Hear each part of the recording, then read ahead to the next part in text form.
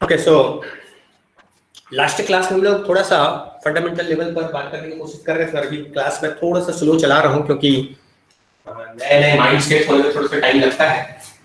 तो हम last class में जो डिस्कशन किए थे, हालांकि वो डिस्कशन कंटिन्यूटी में नहीं था क्योंकि बीच बीच में कुछ टेक्निकल इशू आ जा रहे थे।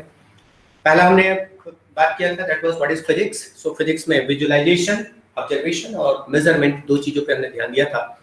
तो न्यूटोनियन फिजिक्स में, इस क्लासिफिकेशन में हम बात कर रहे हैं, न्यूटोनियन फिजिक्स में दोनों का इंपॉर्टेंस है। हम किसी ऑब्जेक्ट के बारे में अगर कोई कहते हैं कि भाई वो ऑब्जेक्ट है न्यूटोनियन फिजिक्स में, मतलब वो विजुअलाइज होता है और उसको हम लोगों ने अपने दिमाग में एक मैप करके रखा हुआ है और उसी ढंग से वो हमें विजुअलाइज होता है।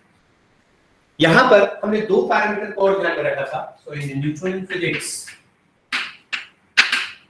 जिसको हम लोगों ने क्लासिकल फिजिक्स कहा, this is also known as classical physics.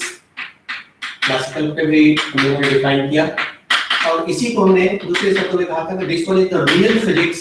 ये रियल फिजिक्स भी होता है क्योंकि जो चीज होता है वही होता है, हम एक्स्ट्रा हाइपोथेटिकल चीजों को हम इसमें इंक्लूड नहीं करते। So this is the real physics too. और यहाँ पर दो पैरामीटर पे हमने डिस्कशन किया था। वन पैरामीटर दैट वाज मास, ये मास है और इस मास के बारे में ये कहा जाता है कि Newtonian physics this mass is definite as well as measurable।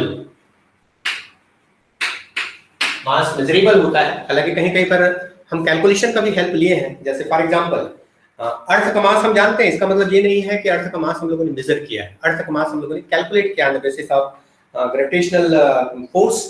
कहीं ऐसा नहीं हुआ कि न्यूटन जो है मार्स में जाके बैठ गए बड़ा सा तराजू लेकर के और अर्थ को एक साइड में रखा और दूसरे साइड में कितने किलोग्राम है अर्थ का मास, किसी को पता है? Do you know mass of Earth? Anyone? Hurry up.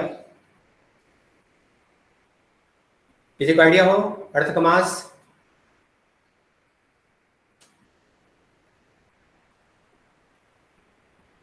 हमारे क्लास में रिस्पांस जल्दी नहीं मिलता। मास ऑफ अर्थ किसी को पता है?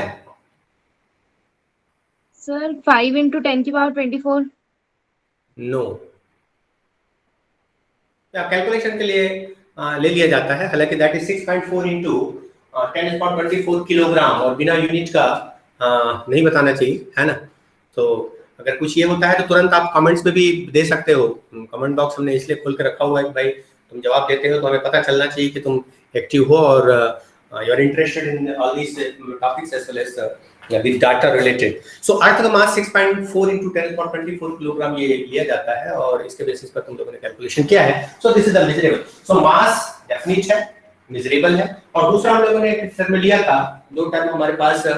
हम यहाँ सोनिया भी पहुंच रहे हैं, चलिए आज तो परमिट कर देता हूँ, ये आदत छोड़नी पड़ेगी। लेकिन दूसरा है that is velocity. So this v it is much less than c। अगर v वेलोसिटी जो है वो रियल है, साथ ही साथ ये लाइट की स्पीड से अगर बहुत कम है तो ये न्यूटन फिजिक्स के अंतर्गत आता है। अगर इन हम दोनों इन पैरामीटर को अगर हम चेंज करते जाएं तो हमारे पास फिजिक्स जो है वो चेंज होते जाता है। जैसे हम लोगों ने सेकंड फिजिक्स रखा था, that was the relativistic physics. Relativistic physics और इसी को हम लोगों ने आइंस्टाइन फिजिक्स भी कहा जाता है। This is Einstein physics. Einstein का फिजिक्स है और इस आइंस्टाइन के फिजिक्स में हम मास को तो ओके डेफिनेट रखते हैं और ऐसा फंक्शन ऑफ वेलोसिटी होता है, हालांकि इसका डिटेल हम लोग नहीं जा रहे हैं। So this is also definite in a particular instant of time as well as this is measurable. तो इसको हम लोगों ने किसी प्रकार का कोई चेंज नहीं किया। Mass is as it is, जैसे हम लोगों ने न्यूटोनियन फिजिक्स में रखा। लेकिन when this v this tends to c, अगर v की वैल्यू जो है वो c के बराबर है, c tends to c not equal to c, remember this, it's equivalent to c, it's an every formula given by Einstein. This is applicable only when this v tends to c। बहुत बार लोग जो है वो इस प्रकार के question करते हैं कि सर हम v की वैल्यू जो है वो c के बराबर रख दें तो ये फार्मूला ऐसा हो जाएगा। जैसे for example m = m0/√1 - v²/c²। इस फार्मूले पे बड़ा डिस्कशन होता है, बहुत सारे क्वेश्चंस आते हैं। बोले सर हम v की वैल्यू अगर c के बराबर रख दें तो ये m जो है वो इनफाइनाइट हो जाएगा, ये कैसे पॉसिबल है? तो उनको सिर्फ एक ही जवाब देते हैं हम कि this is not equal to c। Einstein physics is only applicable when this v tends to c, remember this. So velocity बढ़ाते जाइए फिजिक्स चेंज हो जाता है। मास यहाँ पर भी डेफिनेट और मेजरेबल है किसी स्पेसिफिक टाइम पर। ये तुम्हारे क्लास में उदय राज है, Uday Raj Pillai? Yes sir. Quantum physics, तीसरा मैंने फिजिक्स कहा था, this is that quantum physics. और ये क्वांटम फिजिक्स में मैं सेकंड पैरामीटर को, इस पैरामीटर को चेंज कर रहा हूँ, मास को मैं चेंज कर रहा हूँ।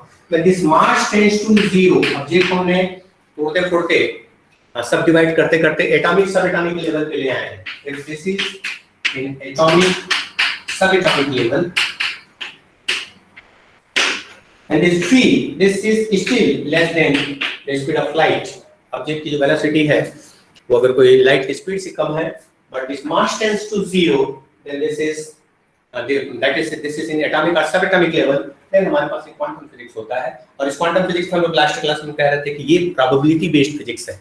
हम प्रोबेबिलिटी की बात करते हैं क्योंकि एग्जैक्टली वो ऑब्जेक्ट हमको दिखाई नहीं पड़ता। ये रियल फिजिक्स है, इसमें हर चीज हमको ऑब्जर्व हो रहा है, वो दिख रहा है, क्या हो रहा है हमें पता चलता है। लेकिन यहाँ पर ऐसा नहीं पता चलता, हम वहाँ पर सिर्फ प्रोबेबिलिटी की बात करते हैं। So the quantum physics is actually the probability based physics. अगर इन दोनों पैरामीटर को चेंज करें, मास को भी चेंज करें और सी को भी चेंज करें, तो एक और चौथा फिजिक्स हो सकता है जो हम लोगों के औकात से बाहर की चीज है, that is relativistic quantum physics. Relativistic quantum physics. So relativistic quantum physics जहां पर हम इन दोनों पैरामीटर को चेंज करते हैं। कहने का अर्थ ये है कि overall maximum physics this is only based on these two parameters, mass and velocity। Mass definite measurable, velocity is less than c, then we are having this Newtonian physics, classical physics, real physics। When this mass tends to 0, means object जो है वो atomic subatomic level तक अगर पहुंच जाता है, then we have this quantum physics। When this v tends to c, object को हम velocity को बढ़ाते चले गए और एक लिमिट के बाद तक हम बढ़ा रहे हैं, तो हमारे पास आइंस्टाइन फिजिक्स। बहुत सारे क्वेश्चंस ये होते हैं कि इन दोनों के बीच में क्या बाउंड्री है, क्योंकि c की वैल्यू कहां तक होना चाहिए ताकि हम इन आइंस्टाइन फिजिक्स का यूज करें या न्यूटन फिजिक्स का यूज करें। तो एक सिंपल सा कैलकुलेशन के बेसिस पर बाउंड्री किया गया है। If this v it is less than और equal to 10⁴ metre per second, अगर ऑब्जेक्ट की वेलोसिटी 10⁴ मीटर पर सेकंड से कम हो या उसके बराबर हो, then we have to use Newton physics. लेकिन अगर बाय द वे इसके बियॉन्ड अगर कोई हुआ, if this v is tends to be greater than 10⁴ metre per second, अगर v 10⁴ मीटर पर सेकंड से अगर ज्यादा हुआ तो हमको आइंस्टाइन फिजिक्स यूज करना पड़ता है। क्वांटम फिजिक्स में एटॉमिक सब एटॉमिक लेवल पर जब हम बात करते हैं तो हमको क्वांटम फिजिक्स यूज, हालांकि अभी तक तुम लोगों ने जितने भी कैलकुलेशन किए हुए इलेक्ट्रोस्टैटिक्स में, इलेक्ट्रोडायनामिक्स में, मैक्सिमम में तुम लोगों ने न्यूटन फिजिक्स का इस्तेमाल किया है, क्वांटम फिजिक्स तक नहीं पहुंचे। क्योंकि एक इलेक्ट्रॉन के बारे में जैसे बात करते हैं, इलेक्ट्रॉन का एक्सेलरेशन की बात करते हैं, तब भी हम लोगों ने कैलकुलेशन बेसिकली है। तुम लोगों को इलेक्ट्रोस्टैटिक याद होगा, इलेक्ट्रोस्टैटिक में क्या किए थे, कुछ याद आ रहा है? एक इलेक्ट्रॉन की बात करते हैं in electrostatic. So we have a copper wire, और इस कॉपर वायर में एक इलेक्ट्रॉन की बात करते हैं और इसमें हम इलेक्ट्रिक फील्ड लगाते हैं। जब फोर्स की बात आती है, then we use this force F is equal to charge multiplied by P। ये फोर्स हम लोगों ने कैलकुलेट किया था इलेक्ट्रोस्टैटिक्स 12th क्लास के कोर्स में पढ़ाया जाता है। तो किसी एक इलेक्ट्रॉन पर जब इलेक्ट्रिक फील्ड अप्लाई किया जाता है तो उसमें फोर्स लगता है। The direction of this force, this is always opposite to electric field, because हम इलेक्ट्रॉन कह रहे हैं, सो electron is negatively charged. Fundamental physics. यहाँ पर फिर हम डायरेक्टली फिर न्यूटन फिजिक्स का यूज करके हम एक्सेलरेशन कैलकुलेट करते हैं। We have this force is equal to mass multiplied by a, और ये फार्मूला तो न्यूटन ने दिया है। Means still we are using Newton physics. जबकि अगर कोई कैलकुलेशन में थोड़ा सा भी अगर कोई आप इलेक्ट्रिक फील्ड अगर कोई देते हो, तो ये इलेक्ट्रॉन की जो वेलोसिटी होता है वो 10⁶, 10⁷ तक पहुंच जाता है। लेकिन हम चूंकि अभी तक न्यूटन फिजिक्स के साथ फैमिलियर थे, that's why we are using Newton physics. So we have calculated this acceleration a is equal to v by m, और उसके बेसिस पर हमारे पास डिफरेंट इक्वेशंस ऑफ मोशन है और उसके बेसिस पर हम वेलोसिटी वगैरह कैलकुलेट। यहाँ पर एक तो तुम लोगों ने ड्रिफ्ट वेलोसिटी का कांसेप्ट पढ़ा था, हालांकि बाद में मैं इसको डिस्कस करूंगा। ड्रिफ्ट वेलोसिटी क्या होता है? Drift velocity anyone? 12th class में तुम लोगों ने ड्रिफ्ट वेलोसिटी पढ़ा है? किसी को कोई आइडिया याद आ रहा है ड्रिफ्ट वेलोसिटी? कमेंट बॉक्स में यस तो बोल सकते हो, माइक ऑन करने में तकलीफ हो रही तो। Drift velocity term is familiar term? Yes, sir. Yes, sir. Yes, sir. सभी ने इस चीज को सुना है. This is the average velocity of electron. एक एवरेज वेलोसिटी है इलेक्ट्रॉन का कॉपर इस पे, है ना. और ये ड्रिफ्ट वेलोसिटी की वैल्यू बहुत कम होती है. और इन सारी चीजों को डिटेल किए हो, मैं जब सॉलिड स्टेट फिजिक्स वाला यूनिट पढ़ाता रहूंगा तो इस पे हम लोग डिस्कस करेंगे, इसका कैलकुलेशन आगे करेंगे. बट मैं इसको यहीं पे स्टॉप करूं. तो नाउ हम इस क्वांटम फिजिक्स पे डिस्कस करेंगे, एटॉमिक सब एटॉमिक लेवल के फिजिक्स पर, जो कि एक प्रोबेबिलिटी बेस्ड फिजिक्स है.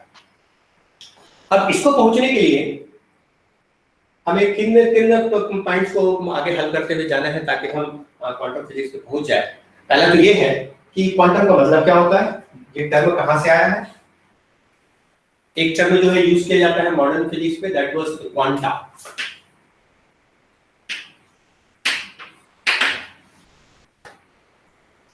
This is the second term of photon. Photon को दूसरे शब्द में ही क्वांटा कहा जाता है. मींस ये एनी हाउ ये लाइट के प्रॉपर्टीज को कोरिलेट करते करते हम इस क्वांटम फिजिक्स तक पहुंचे. सो क्वेश्चन ये है कि जब सारा चीज अच्छा खासा, देखो हर बार मैं कहता हूं अगले लोग के बाद क्वेश्चंस आनी चाहिए. हम इतने प्रकार के जैसे क्लासिफिकेशन हमने कर लिया कि Newtonian physics, quantum physics, relativistic physics, relativistic quantum physics और क्वांटम रिलेटिविस्टिक फिजिक्स, सारे क्लासिफिकेशन कर.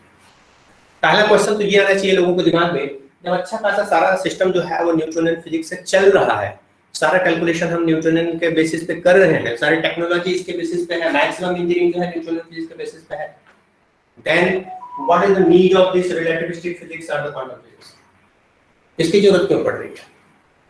और अपग्रेड करते जा रहे हैं और अपग्रेड करते करते now the quantum physics will be must for engineering students. सारे इंजीनियरिंग स्टूडेंट्स को एक क्वांटम फिजिक्स को कम से कम एक यूनिट क्वांटम फिजिक्स के बारे में आईडिया होनी चाहिए, आना चाहिए, इसका एप्लीकेशन करने आना चाहिए, ये कहा जा रहा है.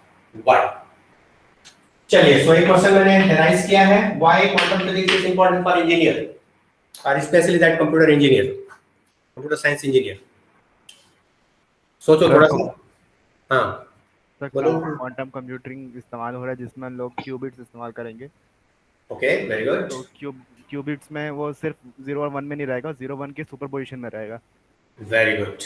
तो उसमें फंडामेंटल, इसलिए quantum fundamental of quantum physics चाहिए. Anyway, okay, next one. So एक अभी जो बाइट्स, मेगाबाइट, गीगाबाइट्स जो कह रहे हैं, जो कि इलेक्ट्रॉनिक्स में है, इलेक्ट्रॉनिक फिजिक्स पे चल रहा है, इलेक्ट्रॉनिक के बेसिस पे चल रहा है. बाद में जब क्वांटम कंप्यूटर आ जाएगा, क्वांटम कंप्यूटिंग की बात की जाएगी, तो उस केस में ये जो बिट्स है, मेगाबाइट गीगाबाइट जो कह रहे हैं, उसको क्यूबिट्स कहा जाएगा, क्वांटम बाइट्स.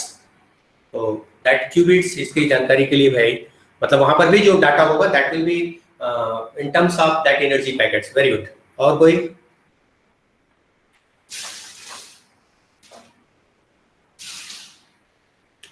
किसी और के दिमाग में कुछ? सर, हर चीज का एक डुअल नेचर होता है, एक वेव नेचर और एक पार्टिकल नेचर. तो पार्टिकल नेचर को डिस्क्राइब करने के लिए quantum physics quantum physics is for the dual nature. Particle nature को डिस्क्राइब करने के लिए तो क्लासिकल फिजिक्स है. That Newtonian physics is purely based on classical physics. Quantum physics की जब बात आती है तो डुअल नेचर की बात आती है. Very good. और कोई? बोलिए, कोई सही गलत? क्लासिकल लॉज फेल हो जाते हैं माइक्रोस्कोपिक ऑब्जेक्ट के लिए. जो भी क्लासिकल लॉज होते हैं वो फेल हो जाते हैं माइक्रोस्कोपिक ऑब्जेक्ट के लिए, इसलिए क्वांटम फिजिक्स का यूज करते हैं, जिसमें हम स्टडी करते हैं माइक्रोस्कोपिक ऑब्जेक्ट्स को और सब एटॉमिक पार्टिकल्स को. ओके, सो एक जवाब ये है कि क्लासिकल फिजिक्स जो है वो माइक्रोस्कोपिक, नैनोस्कोपिक ऑब्जेक्ट के लिए फेल हो जाता है, और इसलिए क्वांटम फिजिक्स का ये किया जाता है. और कैसे फेल होता है उस पर अपन ओके डिस्कस करेंगे. Very good. Next one. कोई और?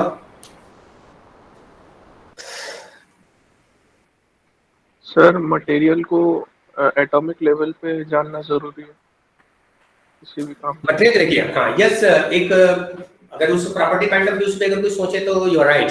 क्या होता है कि तुम लोगों ने केमिस्ट्री में पढ़ा है कि that chemical and physical properties of materials, that materials is actually the periodic function of atomic numbers. तुम लोगों ने मोशलेस लॉ पढ़ा होगा पीरियोडिक टेबल पे, याद आ रहा है? मेंडलीव पीरियोडिक टेबल, उसके बाद फिर मोशलेस पीरियोडिक टेबल. Yes sir. तो मेंडलीव का जो स्टेटमेंट था वो क्या कहता था कि किसी भी एलिमेंट्स का chemical and physical property that is the periodic function of atomic mass, that total mass. Total mass of that atom. But बाद में उसको मॉडिफाई करके फिर तुम्हारे मोशले ने ये कहा था कि that chemical and physical properties of each and every element, this is the periodic function of atomic numbers, and atomic numbers are nothing but numbers of electrons and protons. तो जब पदार्थ की जो प्रॉपर्टी है, मटेरियल की जो property है, वो एटॉमिक नंबर पे डिफाइन होना है, और एटॉमिक नंबर जो है वो इलेक्ट्रॉन्स है, मींस हमको इलेक्ट्रॉनिक लेवल की प्रॉपर्टी तक जाना है, और इलेक्ट्रॉनिक लेवल की प्रॉपर्टी तक जाना है मतलब एटॉमिक से एटॉमिक लेवल तक जाना है, means we need to leave classical physics, और हमें कुछ इस प्रकार के डिटेल क्वांटम फिजिक्स या माइक्रोस्कोपिक फिजिक्स की जरूरत पड़ेगी। Very good Anurag. एनीवन? देखो, इसीलिए मैं कहता हूं that teaching is always a two way process. ये सारी चीजें जो है तुमसे ही आ रहा है, हाँ, तुम अपने दिमाग से खुद करके यहाँ वहाँ जहाँ कहीं भी पढ़े हो उसके बेसिस पे तुम बताने की कोशिश कर रहे हो, and this is the good sign. हाँ, लड़कियां इस क्लास की थोड़ी सी, एक भी लड़कियों से जवाब नहीं आया अभी तक। हाँ, इनएक्टिव है क्या? श्वेता बोलो। सर डेटा स्टोरेज और डेटा स्पीड के लिए हमें वो वेलोसिटी को भी ज़्यादा चाहिए, हमें वो सी तो रियलिस्टिक फिजिक्स उसके लिए काम आता है, आइंस्टाइन फिजिक्स स्पीड के लिए। जी सर। Very good. आइंस्टाइन, मैं तो क्वांटम फिजिक्स पूछ रहा था, चलिए तुम आइंस्टाइन फिजिक्स का यहाँ पे नाम ले दे। Very good. तो यहाँ पर हम थोड़ा सा स्पीड के बारे में बात करें, है ना? तो चलिए, अब मैं जितने तुम लोगों ने जवाब दिया उसको मैं थोड़ा सा समराइज करने की कोशिश करता हूँ। क्या होता है कि this is the age of technology, और इस टेक्नोलॉजी के एज में हम कम्युनिकेशन की बात मोस्टली कर रहे हैं, डाटा कम्युनिकेशन, सिग्नल कम्युनिकेशन, हम इस तरह की बातें कर रहे हैं। और जो कम्युनिकेशन की बात आती है तो उस समय हमें फिर स्पीड, इस पे हमें डिस्कस करना होगा। अभी तक जितने भी डिवाइस हैं उन सारे डिवाइस में हम इलेक्ट्रॉन की बात करते हैं, इलेक्ट्रॉनिक डिवाइसेस की बात करते हैं। So we have so far electronic devices. Electronic devices जिसमें सिग्नल का जो ट्रांसमिशन है, डाटा का जो ट्रांसमिशन है, दैट ट्रांसमिशन इज थ्रू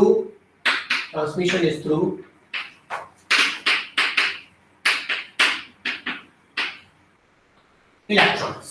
तो इलेक्ट्रॉन्स जो है वो कैरियर की तरह वर्क कर रहा है, मींस जो भी सिग्नल हम भेज रहे हैं वो इलेक्ट्रॉन के थ्रू जा रहा है, जो भी डाटा हम भेजने की कोशिश कर रहे हैं वो इलेक्ट्रॉन के थ्रू जा रहा है। अब जब सिग्नल और डाटा ट्रांसमिशन की बात आती है या स्पीड की बात आती है, तो जो भी सिग्नल या डाटा का जो स्पीड होगा that will be equal to the velocity of this electron.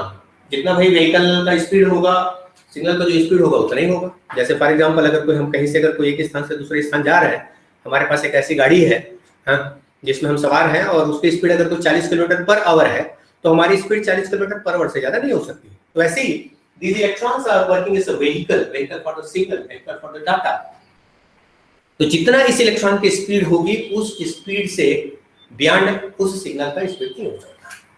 और जैसे कि ड्रिफ्ट वेलोसिटी या इस प्रकार की वेलोसिटी की जब बात करते हैं, तो कॉपर वायर में इलेक्ट्रॉन की जो मैक्सिमम वेलोसिटी हो सकता है that v is just less than और equal to 10⁴ metre per second.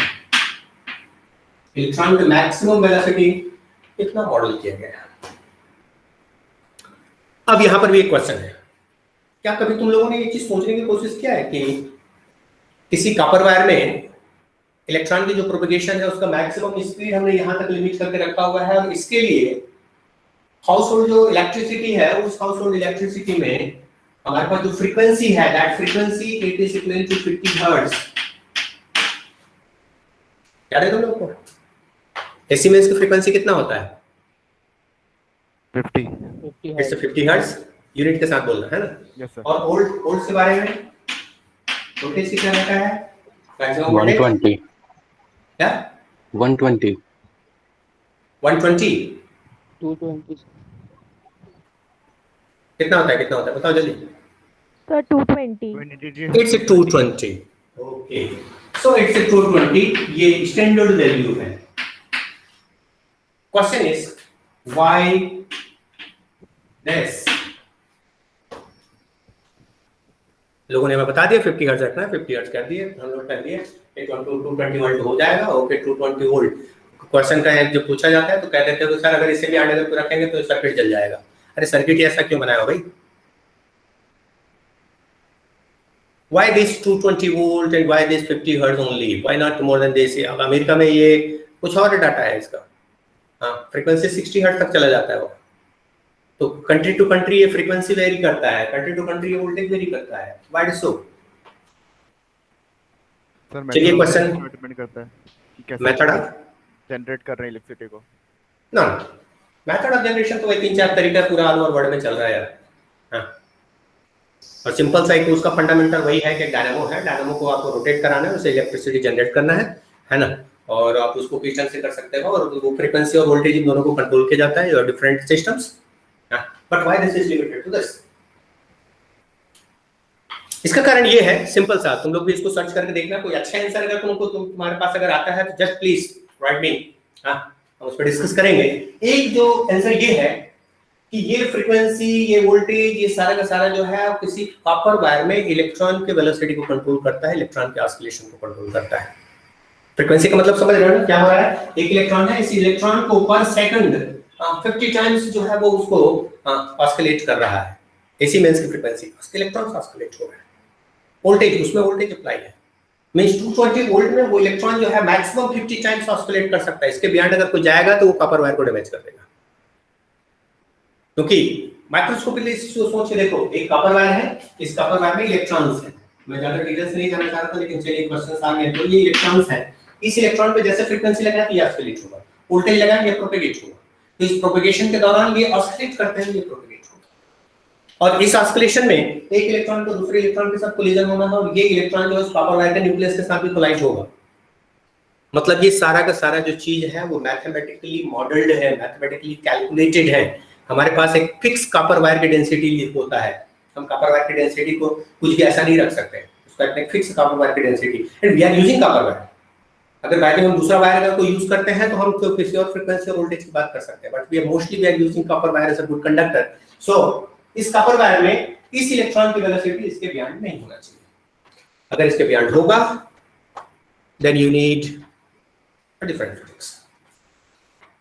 तो इस कॉपर वायर में इलेक्ट्रॉन की मैक्सिमम वेलोसिटी इतनी हो सकती है, मतलब जो भी सिग्नल का ट्रांसमिशन होना है, जो भी डाटा का ट्रांसमिशन होना है, उसका मैक्सिमम स्पीड जो है वो 10⁴ मीटर पर सेकंड होगा।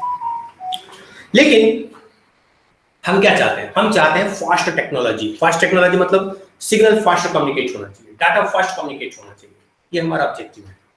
अब फास्ट कम्युनिकेशन तो चाहिए तो कैरियर हमको फास्ट चाहिए। भाई अगर बैटरी तुम्हारे पास सिर्फ 40 की स्पीड से चलने वाली लूना है, 40 की स्पीड से चलने वाली एक्टिवा ये है, टू व्हीलर है, और अगर आप चाहते हो कि भाई हम जल्दी पहुंचे, हम ज़्यादा फास्ट जाएं, तो आपके पास दो ऑप्शन होंगे। या तो फिर भाई आप उसका इंजन वगैरह चेंज करो, व्हीकल इंजन वगैरह चेंज करो, उसकी स्पीड को बढ़ाओ। दूसरा ये हो सकता है आप गाड़ी चेंज कर दो, पल्सर वगैरह रखो जो 120-130 की स्पीड से पहुंचे। तो हमारे पास दोनों ऑप्शन होते हैं। पहला ऑप्शन इलेक्ट्रॉन की वेलोसिटी को हम बढ़ाएं। अगर इलेक्ट्रॉन की वेलोसिटी को बढ़ाते हैं इलेक्ट्रॉनिक डिवाइस में तो हमारा प्रॉब्लम सॉल्व हो जाएगा, हमारे पास फास्ट टेक्नोलॉजी आ जाएगा। लेकिन अगर इलेक्ट्रॉन की वेलोसिटी को हम इससे अगर कुछ ज्यादा करते हैं then we need Einstein physics. हमको आइंस्टाइन फिजिक्स की जरूरत पड़ेगी अगर बैटरी हम इलेक्ट्रॉन की वेलोसिटी को बढ़ाते हैं। और आइंस्टाइन फिजिक्स जो है वो ऐसा अरागर फिजिक्स नहीं है। जब हमको किसी को डराना होता है ना तो हम लोग आइंस्टाइन फिजिक्स का नाम लेते हैं। Do you know Einstein physics? Do you know theory of relativity? Do you know special theory of relativity? इस तरह से लोग डराते हैं। इतना खतरनाक फिजिक्स, इसमें सारा का सारा कैलकुलेशन चेंज हो जाता है, रिलेटिविस्टिक कैलकुलेशन कहते हैं। तो एक तरीका ये है व्हीकल का अगर कोई सिग्नल का वेलोसिटी बढ़ाने के लिए, ट्रांसमिशन बढ़ाने के लिए आप उस इलेक्ट्रॉन की वेलोसिटी बढ़ाएं, उस व्हीकल की वेलोसिटी बढ़ाएं, उस कैरियर की वेलोसिटी बढ़ाएं। दूसरा ये हो सकता है आप उस व्हीकल को चेंज कर दो, आप इलेक्ट्रॉन को छोड़ दो, इलेक्ट्रॉन के बजाय कोई दूसरा कैरियर यूज करो। तो बोले सबसे फास्ट कैरियर क्या हो सकता है? इलेक्ट्रॉन से फास्ट क्या हो सकता है? सबसे फास्ट अभी तक हम किसके बारे में बात करते हैं? फोटॉन, लाइट के बारे में बात करते हैं। तो सबसे फास्ट हमारे पास है that is light, and the speed of light is, कितना होता है speed of light? 3 into 10 to the power 8 Yes. With unit 3 to 10 power 8 meter per second. Yes. So ये लाइट की स्पीड है। तो यहाँ पर हमारे पास इलेक्ट्रॉन का जो स्पीड था क्लासिकली इस मॉडल के थ्रू 10⁴ मीटर पर सेकंड तक है, उसको हम बढ़ाना चाहते हैं। कितना ज्यादा बढ़ रहा है? मोर देन 10⁴ टाइम्स उसकी स्पीड बढ़ रहा है। If we are changing carrier from electron to optical, electron to light, हम इलेक्ट्रॉन के बजाय लाइट को ऐसा कैरियर यूज करना चाहें तो that we will have a good technology, a faster technology, and then we need another physics that is known as quantum physics. So microscopic level पे जाने के लिए तो जरूरी है ही है, साथ ही साथ अगर आपको टेक्नोलॉजिकल अगर कोई फास्ट करना है, फास्टर टेक्नोलॉजी चाहना है, then we need to know about light, the properties of light as a quanta, the properties of light as a photon. ये चीजों को जानने की जरूरत है, इसलिए क्वांटम मैकेनिक्स जो है वो बहुत इंपॉर्टेंट हो जाता है। हालांकि अभी भी और ये प्रोसेस, ट्रांसमिशन का जो प्रोसेस है, ट्रांसफॉर्मेशन का जो प्रोसेस है वो चल रहा है। इलेक्ट्रॉन से हम धीरे धीरे ऑप्टिकल डिवाइस की तरफ जाते जा रहे हैं, लेकिन अभी भी कंप्यूटर का डेफिनेशन तुम लोग वही पुराना देते हैं। What is computer? तो बताओ भैया काजल ने definition, what is computer? Computer science वाले यार जल्दी बोलो। Sir, it is an electronic device which takes input, process, and then provides us output. और कोई? Aditi, Aditi Pateriya?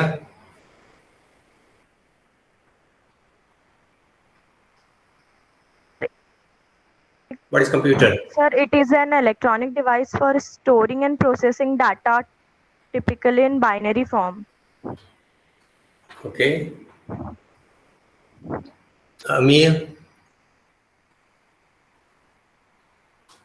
what is computer?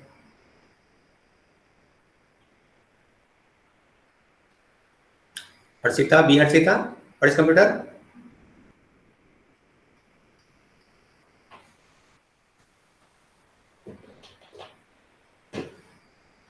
Where is B. Harshita? Hurry up. आपस में ऐसा इंटरेक्शन नहीं होगा तो मजा नहीं आएगा, क्लास रुक जाती है। हर से काम? Yes sir. क्या है कंप्यूटर, क्या है बेटा? तो हर्ष का ही सबसेंट, हाँ ऑनलाइन है लेकिन ऑन नहीं है।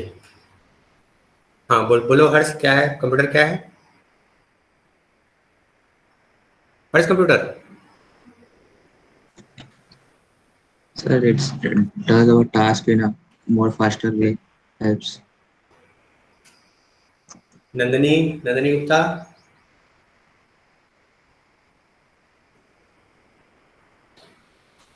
Sir, computer is a machine which takes out input and processes it and gives output. Okay Kirti, तुम कुछ कहना चाह रही शायद? What is computer? Sir, I said that computer is a machine which takes in input and processes it and gives output.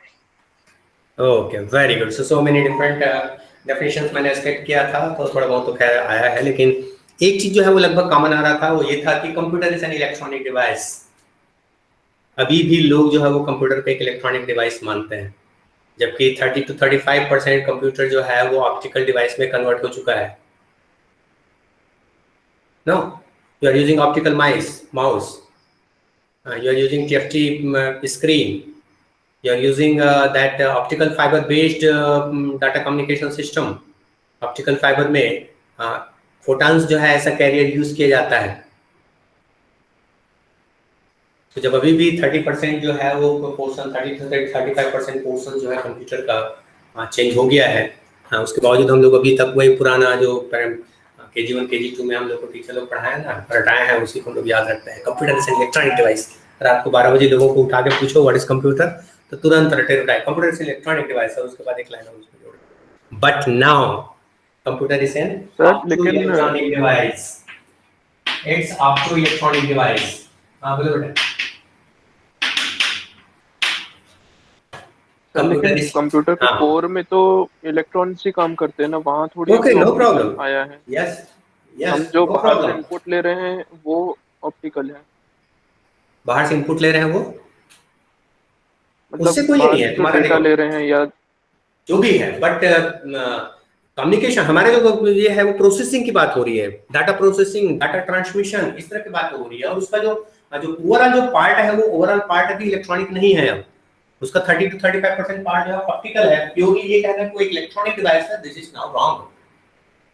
Next 7 to 8 years, 7 से 8 साल में पूरा का पूरा जो पोर्शंस है वो ऑप्टिकल में कन्वर्ट हो जाएगा। हाँ, पूरा पोर्शन ऑप्टिकल में कन्वर्ट हो जाएगा। At that time you have to define computer as an optical device, जहां पर हम लोग क्वांटम कंप्यूटर की बात करेंगे।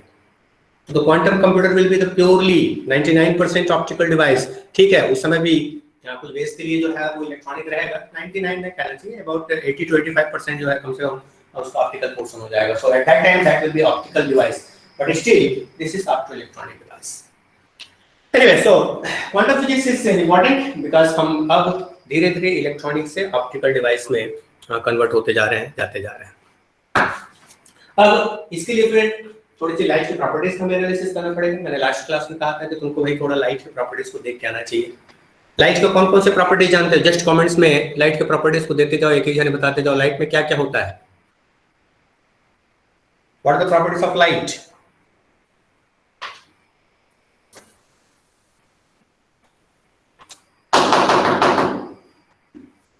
List down the properties of light. Hurry up. Sir dual nature होता है और सबसे फास्ट जाता है। अच्छा, डुअल नेचर होता है, डायरेक्ट उसका इस पे पहुंच गया नहीं। चलिए, तो एक डुअल नेचर होता है, इसको लिख सकते हैं। चलिए, first one is polarisation. Dual nature होता है, हां, डुअल नेचर होता है। डिफ्रैक्शन, दूसरा रिफ्लेक्शन, रिफ्लेक्शन, रिफ्लेक्शन और interference, refraction, TIR, sir TIR, diffraction और कौन सा आया है? टोटल इंटरनल रिफ्लेक्शन बोल। TIR sir total internal reflection. हाँ, पोलराइजेशन और है टोटल इंटरनल, हाँ, टोटल इंटरनल रिफ्लेक्शन और इंटरफेरेंस, इंटरफेरेंस। तो ये हो गया डिफ्रैक्शन, हो गया polarisation, total internal dispersion. Yes. So 7th is the dispersion. Scattering. Scattering of light. Scattering, yes. और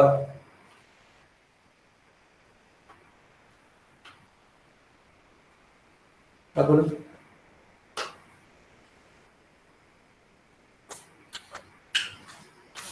स्ट्रेट लाइन ट्रैवलिंग,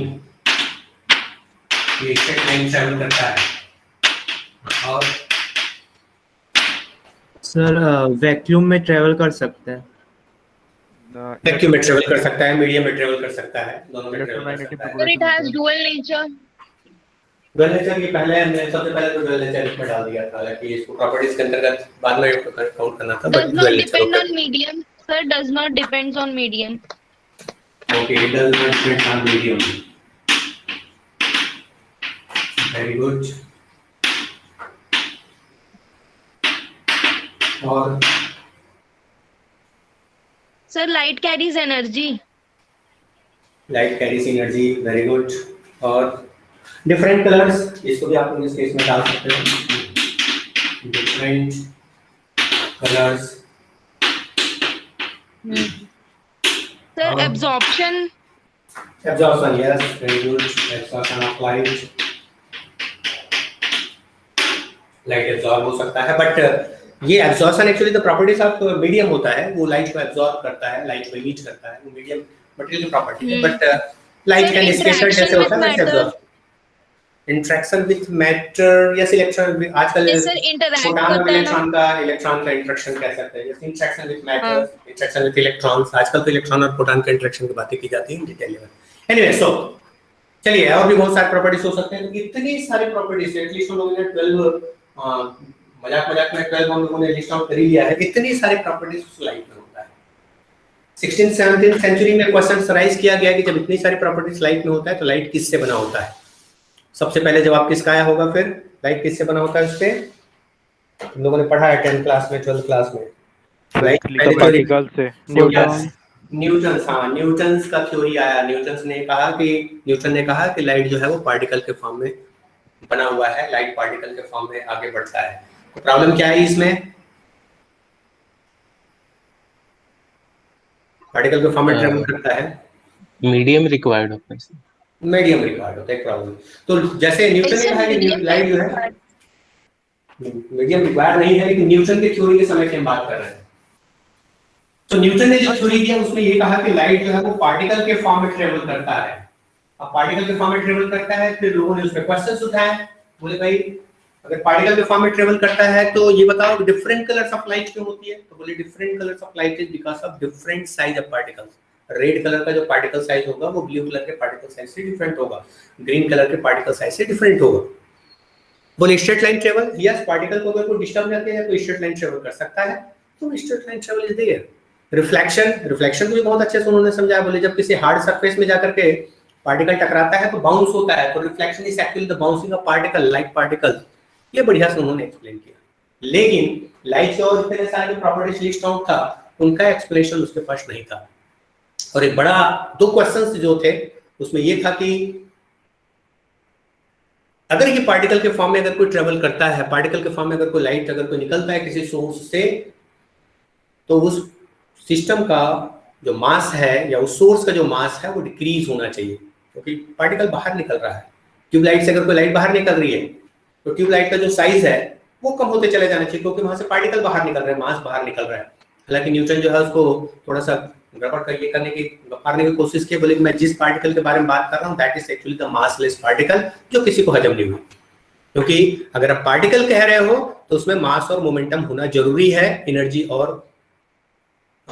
और स्पीड के साथ साथ। तो अगर कोई पार्टिकल है कह रहे हो मतलब मास होना ही है। अब तुम उसको मासलेस कह रहे हो, ये नहीं जमा, बोले massless particle is not possible. उसके बाद फिर 60-70 साल के बाद फिर एक और दूसरी थ्योरी है जिसको तुम लोगों ने पढ़ा, that was the wave theory. किसके द्वारा दिया गया वेव थ्योरी लाइट का? Maxwell. No, electromagnetic theory. Max Planck. No, तुम बहुत आगे बढ़ गए। लाइट का वेव थ्योरी किसने दिया? सर किसने? आइंस्टीन। डाल्टन ने दिया था क्या? Sir Einstein. नो, आइंस्टाइन ने लाइट से रिलेटेड बहुत सारे एक्सप्रेशन। नो, डाल्टन का एटॉमिक थ्योरी कुछ और है। Christian no, Christian Huygens. क्या? Huygens, yes forward. So Huygens का थ्योरी आता है। हाइगेंस ने लाइट को वेव के फॉर्म में कहा, बोले light travels in form of wave, एक वेव के फॉर्म में ट्रेवल करता है। और इस वेव को उन्होंने फिर नाम दिया, this is actually the mechanical wave. Mechanical wave. So light travels in form of mechanical wave. This is the statement given by Huygens. अब जब वेव की बात आती है तो बोले different colours of light. So different colours of light is because of different wavelength. अलग-अलग light का जो वेवलेंथ होता है वो अलग-अलग होता है। बहुत सारे प्रॉपर्टीज का एक्सप्लेनेशन भी इन्होंने बहुत बेहतरीन ढंग से किया। एक क्वेश्चन और पूछा गया था, मैकेनिकल वेव है तो कौन सा मैकेनिकल वेव है? क्योंकि मैकेनिकल वेव दो तरह के होते हैं, एक होता है हमारा ट्रांसवर्स और दूसरा होता है लॉन्गिट्यूडनल। तो पहले हाइगेंस ने कहा था कि एक लॉन्गिट्यूडनल वेव है। बाद में फिर फ्रेडेल नाम के साइंटिस्ट ने उसका ऑब्जेक्शन लगाया कि अगर लॉन्गिट्यूडनल वेव होगा तो लाइट में पोलराइजेशन नहीं हो सकता, क्योंकि पोलराइजेशन के लिए ट्रांसवर्स वेव होना जरूरी है। तो बाद में फिर उसको करेक्शन करते हुए कहा कि light travels in form of transverse wave is the statement given by Huygens. Wavelength को समझाया, डिफरेंट कलर्स को समझाया, बहुत सारे इंटरफेरेंस डिफ्रैक्शन वगैरह की जो प्रॉपर्टीज है उसको भी बहुत अच्छे से उन्होंने एक्सप्लेन किया। एक क्वेश्चन कहा गया था कि अगर ये वेव्स के फॉर्म में ट्रेवल करता है तो लाइट स्ट्रेट लाइन कैसे ट्रेवल करता है? उसको कैसे ऑस्किलेट होना चाहिए, ऑस्किलेटरी मोशन, ऑस्किलेशन के फॉर्म में वो ट्रेवल करना चाहिए लाइट को। ये स्ट्रेट लाइन ट्रेवल कैसे कर सकता है? तो उन्होंने फिर एक कांसेप्ट दिया था, that was the concept of wave front. First class में लोगों ने वेव फ्रंट पढ़ा। ये वेव फ्रंट का कांसेप्ट ही है, इसलिए तुमको थमाया गया ताकि हम उस लाइट का स्ट्रेट लाइन प्रोपगेशन को समझा सकें। 3 प्रकार का वेव फ्रंट तुम्हारे 12th क्लास में तुमको चिपका दिया गया, depending on shape of the source. कौन कौन से 3 प्रकार का वेव फ्रंट पढ़े हो? याद आ रहा है वेव फ्रंट्स? Sir spherical. हां, अगर लाइट में पॉइंट सोर्स भी, अगर कोई लाइट में पॉइंट सोर्स है तो उसमें स्फेरिकल वेव फ्रंट होगा, ये स्फेरिकल वेव फ्रंट। और सिलेंड्रिकल और प्लेन। सिलेंड्रिकल, हाँ यस। अगर कोई लाइट का सोर्स अगर ऐसा हुआ तो तुम्हारे पास जो वेव फ्रंट होगा ये सिलेंड्रिकल होगा, ये सिलेंड्रिकल वेव फ्रंट के फॉर्म में जाएगा। और अगर कोई फार डिस्टेंस का को लेते हैं तो ये प्लेन वेव फ्रंट के फॉर्म में होगा। तो ये वेव फ्रंट के फॉर्म में लाइट जो है वो स्ट्रेट लाइन ट्रेवल करता है। इंटरफेरेंस और डिफ्रैक्शन को समझाने के लिए एक सेकेंडरी वेवलेंथ का थ्योरी दिया। तो ये वेव फ्रंट है, इस वेव फ्रंट का जो सम पार्ट है, सारे पार्ट जो है वो एक सेकेंडरी सोर्स का काम करता है, इसको सेकेंडरी वेवलेंथ कहा जाता है। ये सारा एक्सप्लेनेशन जो हाइगन्स ने बहुत बेहतरीन दिया था, एक जगह गड़बड़ाया, क्योंकि मैकेनिकल वेव अगर कोई कहा जा रहा है, then mechanical wave always needs a medium to propagate. जब मीडियम की जब बात आती है तो हाइगन्स ने पहले कहने की कोशिश किया भाई एटमॉस्फेयर में बहुत सारे हवा है, यहाँ लाइट कहाँ से जाती है। लोगों ने कहा भाई नहीं, ऐसी बात नहीं है, सनलाइट हम तक कितने मिनट में पहुंचती है? 8 मिनट 8 मिनट और 19 6 सेकंड, मिनट। 6 मिनट नहीं 8 मिनट। अच्छा, 8 मिनट से वो 8 मिनट 19 और 20 सेकंड में हम तक पहुंचती है। तो बीच में बहुत सारा जो जगह है वो वैक्यूम है, वहां से होकर के लाइट कैसे पहुंचती है। तो कभी कभी ऐसा होता है जब हम किसी की बात ब्लाइंडली सुनने लगते हैं, हर चीज को मानने लगते हैं, अभी तक हम लोगों ने सारा चीज मान लिया था, सेकेंडरी वेवलेंथ से थ्योरी मान लिया, वेव फ्रंट मान लिया, हाइगन्स को लगा कि मैं जो भी बोलूंगा वो सही मान लेंगे लोग, तो उन्होंने फिर एक फिक्टिशियस मीडियम का कांसेप्ट दिया, दैट वाज ईथर। पूरा यूनिवर्स में ईथर जो है वो भरा पड़ा है, और इस ईथर के रेस्पेक्ट में लाइट की वेलोसिटी का मान c, जो कि एक्सपेरिमेंटली प्रूफ नहीं हो सका, क्योंकि ईथर की जो प्रॉपर्टी उन्होंने बताया था वो प्रॉपर्टी जो है वो कहीं मिला नहीं, वो भगवान से ही मिल सकता है। ईथर ट्रांसपेरेंट है, किसी को दिखता नहीं है। हाँ, ईथर की डेंसिटी जो है वो सभी जगह एक समान है, इस पर टेम्परेचर, प्रेशर, हाँ, फिजिकल कंडीशंस का कोई इफेक्ट नहीं पड़ना है। ईथर एब्सोल्यूट है, ये सारे प्रॉपर्टीज बताया जो कि एक्सपेरिमेंटली कोई केमिकल के साइंटिस्ट और फिजिकल साइंटिस्ट जो है उसको एक्सपेरिमेंटली प्रूफ नहीं कर पाया। अल्टीमेटली ये थ्योरी जो फेल हो गया। लेकिन इसके बाद फिर मैक्सवेल का, किसी ने मैक्सवेल का नाम दिया था, मैक्सवेल का इलेक्ट्रोमैग्नेटिक थ्योरी आया था, जिसमें ये मीडियम वाला जो प्रॉपर्टी था, प्रॉब्लम था, उसको उन्होंने सॉल्व आउट किया। पहले ये मैकेनिकल है ना, उसको हम कह देते हैं इलेक्ट्रोमैग्नेटिक वेव है। तो इलेक्ट्रोमैग्नेटिक वेव में फिर लाइट को कहा गया कि ये इलेक्ट्रिक फील्ड और मैग्नेटिक फील्ड के ऑस्किलेशन के थ्रू आगे बढ़ता है। मैग्नेटिक फील्ड और इलेक्ट्रिक फील्ड म्यूचुअली परपेंडिकुलर ऑस्किलेट करता है, और लाइट का प्रोपगेशन इन दोनों परपेंडिकुलर। इसने भी बहुत अच्छे से सारे प्रॉपर्टीज का एक्सप्लेनेशन किया, लेकिन उसके बावजूद कुछ प्रॉपर्टीज ऐसे थे जिनका एक्सप्लेनेशन पॉसिबल नहीं था, और वो प्रॉपर्टीज है जिसका एक्सप्लेनेशन रियल थ्योरी नहीं कर पाया। वो थे द फोटोइलेक्ट्रिक इफेक्ट। नाम याद है? फोटोइलेक्ट्रिक इफेक्ट क्लास में पढ़े हो? Yes sir. Second the Compton effect, जिसको थोड़ा याद करके रख लेना, ये एग्जामिनेशन पॉइंट ऑफ व्यू से कभी-कभी ये स्टार्टिंग से क्वेश्चन पूछा जाता है। कौन कौन से प्रॉपर्टीज है जिसका एक्सप्लेनेशन लाइट की वेव थ्योरी के द्वारा पॉसिबल नहीं था? Photoelectric effect, Compton effect, black body radiation. Yes, very good. So this is black body radiation. इसका एक्सप्लेनेशन भी इसके थ्रू नहीं हो सका। And then fourth one is specific heat of solid. Specific heat. ये चार मेन प्रॉपर्टीज हैं जो कि रेडिएशन का या लाइट के प्रॉपर्टीज हैं। इसका एक्सप्लेनेशन जो है वो ना तो पार्टिकल थ्योरी के द्वारा हुआ, ना तो वेव थ्योरी के द्वारा हुआ। हाँ, इसके एक्सप्लेनेशन के लिए फिर एक मॉडिफाइड थ्योरी की जरूरत थी। फिर नाम आता है मैक्स प्लैंक का, जिसको प्लैंक्स कॉन्सेप्ट, प्लैंक्स थ्योरी।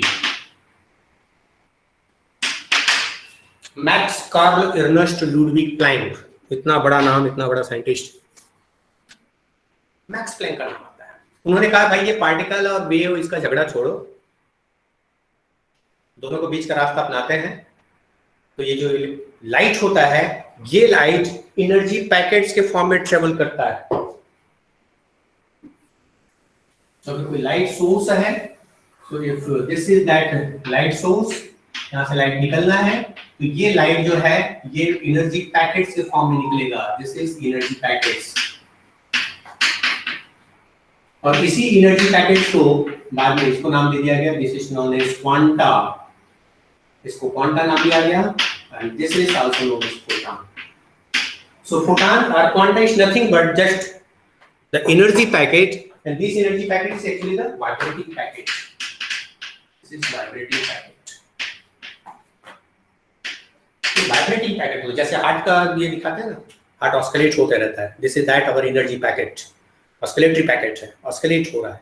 वैसे ये जितने भी फोटॉन्स के जो प्रॉपर्टीज हम फोटॉन्स के बारे में जो बात करें, that is the energy packet, and that energy packet is the vibrating packet. जितना ज्यादा वाइब्रेट होगा उतनी ही ज्यादा फ्रीक्वेंसी होगी। तो लाइट सोर्स है, उस लाइट सोर्स से अगर लाइट निकल रही है तो ये एनर्जी फॉर्म होगा। और that energy of this packet, this is proportional to frequency, E is proportional to frequency, ये भी पढ़े हो तुम लोग।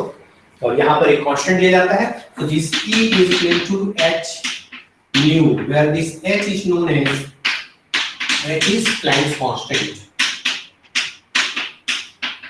किसी को मालूम है प्लैंक कांस्टेंट की वैल्यू कितना होता है? 6.63 into 10 to the power minus 34 joules। 6.63 into 10 to the power minus 34 joule second। ये कैलकुलेशन, ये h की वैल्यू जो है प्लैंक कभी कैलकुलेट नहीं कर पाया, उसको लोगों ने कैलकुलेट करके दिया। 2-3 एक्सपेरिमेंट ऐसा हुआ जिस एक्सपेरिमेंट में एक तो तुम लोगों ने 12th क्लास में पढ़ा होगा, दैट इज मिलिकन्स एक्सपेरिमेंट, और उसने भी ये प्लैंक कांस्टेंट कैलकुलेट करके दिया। देख भाई प्लैंक जो तुमने बताया है कांस्टेंट, तो उस कांस्टेंट की वैल्यू इतना होता है। 2-3 एक्सपेरिमेंट में लगभग similar value 6.6 into 10 to the power minus 34 joule second, ये प्लैंक कांस्टेंट है। यहाँ पर इसको थोड़ा सा मॉडिफाई किए, तो this energy it is E is equal to hc by lambda। अगर आपको h की वैल्यू पता है, c की वैल्यू पता है, वेवलेंथ की वैल्यू पता है, तो तुम उसका एनर्जी कैलकुलेट कर सकते हो। चलिए एक छोटा सा असाइनमेंट मैं छोड़ रहा हूँ। टोटल कितने लोग प्रेजेंट है? 55, मतलब 54 लोग प्रेजेंट है। और विजिबल रेंज में कितने कलर होते हैं? लाइट के विजिबल रेंज में कितने कलर होते हैं? 7 कलर होते हैं, है ना? 7 कलर कौन-कौन से हैं? यस, सो 7 कलर कौन-कौन से हैं? वायलेट, कौन-कौन से हैं? Violet, indigo, blue, green, blue, red तो लास्ट में है। Green, yellow, Green. green, yellow, orange, red, yellow, orange, red, orange, with red. ये 7 कलर्स, ठीक है। इन सारे 7 कलर्स का जनरल विजिबल रेंज पे एक रेंज है। जैसे फॉर एग्जांपल वायलेट कलर को हम लोग जनरली स्टार्ट करते हैं 4000 से लेकर के 4300 या 4400 तक। तो एक टेबल दिया होगा, उस टेबल पर तुम लोग स्टडी करना, देखना। और ये 4000 this is lower wavelength and this is the upper wavelength. मुझे ये पूछना है तुम लोगों से कि इस वेवलेंथ पे जो फोटॉन्स होगा, मिनिमम फोटॉन की जो एनर्जी होगी विजिबल में, इस वायलेट कलर में, उसका वैल्यू कितना होगा? मैक्सिमम जो एनर्जी होगी वो कितना होगा? और ये एनर्जी तुमको इलेक्ट्रॉन वोल्ट में कैलकुलेट करना है। This is that assignment. अब असाइनमेंट का देखो कितने लोग हैं? रोल 55 तक है। सो 55 में इसको हम लोग 7 पार्ट 7 से डिवाइड कर दें तो कितना होगा? 8 लोग मिल जाएंगे, है ना? 8 लोग। तो रोल नंबर 1 से लेकर के, हाँ, रोल नंबर 1 से लेकर के रोल नंबर 1 से 8 ये पहले कलर को बनाएगा। जो कैलकुलेशन करना है minimum energy, sorry maximum energy, minimum energy, समझ रहे हो ना? मिनिमम मैक्सिमम वेवलेंथ अगर कम होगा एनर्जी ज्यादा होगी, because this is inversely related. Lambda की वैल्यू जो है वो डिनोमिनेटर में है। So this is maximum energy, this is minimum energy. वैसे next roll number will be from 9 to 16 and then 17 to, ऐसे 8 बढ़ाते चले जाओ और लास्ट में जितने लोग बचेंगे वो रेड कलर का मिनिमम और मैक्सिमम एनर्जी निकालेंगे, ठीक है? तो अभी तो टाइम हो गया है। कल की क्लास में मैं डाटा सभी की इसमें चाहूंगा। छोटा सा असाइनमेंट है, you have to calculate, so the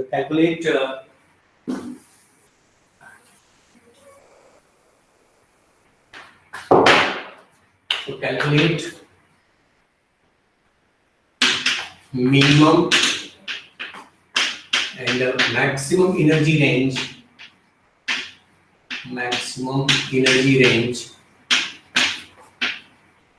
in electron volt of the visible light, ठीक है? सो रोल नंबर तुम लोग डिसाइड कर लो। तो रोल नंबर जो है वो रहेगा तुम्हारा, इसको क्या क्या बनाना है? जिसका रोल नंबर 1 से 8 है वो बनाएगा तुम्हारा वायलेट कलर का। And then next will be attendance data लोगे तुम लोग, है ना? 9 से लेकर के 16 and then 17 to 24, 25 to 32 and 33 to 40, 41 to 48 and then next one will be 49 and above. 1 2 3 4 5 6 7. Yes. So different colors का minimum और maximum एनर्जी, एवरेज एनर्जी भी अगर तुम निकालना चाहते हो तो निकाल सकते हो. तो maximum energy as well as average energy, as well as average energy.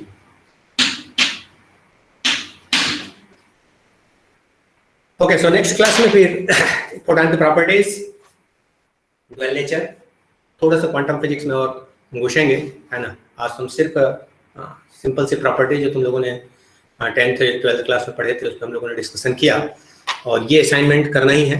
मैं इस पे क्वेश्चंस डाल दिया रहूँगा और क्वेश्चन का जो आंसर होगा वो तुमको गूगल क्लास में अपलोड करनी है. रिमेंबर दिस, स्कैन करके. ठीक है, आज का क्वेश्चंस तुमको मिल जाएगा. हाँ, आज मतलब मैं शाम तक जब भी टाइम मिलता है मैं अपलोड कर दूंगा. तुम बना के रखना, जस्ट स्कैन करके तुमको डालना है और रोल नंबर तुमको पता है तो किसको क्या करना है. तो वायलेट कलर का मिनिमम मैक्सिमम और उसका एवरेज वैल्यू दोनों का एवरेज कर देना, है ना. तो पता चल जाएगा, कुछ एवरेज लेवल करके निकाल लेना. तो इतना आना चाहिए और इलेक्ट्रॉन वोल्ट में कैलकुलेट करके लिखना है.